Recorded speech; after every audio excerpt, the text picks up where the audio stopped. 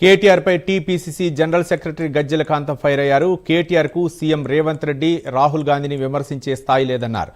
దేశం కోసం రాహుల్ గాంధీ కుటుంబం ప్రాణత్యాగం చేసిందన్నారు. అలాంటి కుటుంబం గురించి మాట్లాడే అర్హత స్థాయి కేటీఆర్కి లేదన్నారు. సోనియా గాంధీ రాష్ట్రం ఇచ్చారు కాబట్టి కేసీఆర్ ముఖ్యమంత్రి అయ్యారని అన్నారు.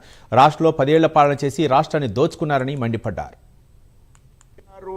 కేటీఆర్ చరిత్ర నాకేం తెలియంది కాదు, రాష్ట్ర ప్రజలకు తెలియంది కాదు.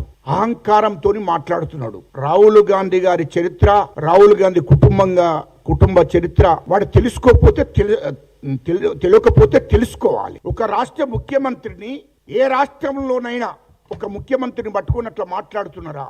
ఈ రాష్ట్రంలో ముఖ్యమంత్రిని పట్టుకొని ఇష్టం వచ్చినట్టు మాట్లాడుతున్నాడు అంటే ఎంత అహంకారంతో మాట్లాడుతున్నాడు. మా రాహుల్ గాంధీ గారిని ఈ దేశానికి స్వతంత్రం తీసుకొచ్చినటువంటి కుటుంబం రాహుల్ గాంధీ గారి కుటుంబం. రాహుల్ గాంధీ గారి గోటికి కూడా సరిపోడు కేటీఆర్ అంటుడు.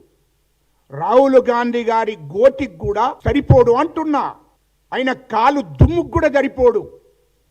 అలాంటి మూర్ఖుడు రాహుల్ గాంధీని మాట్లాడడం సరియైంది కాదు.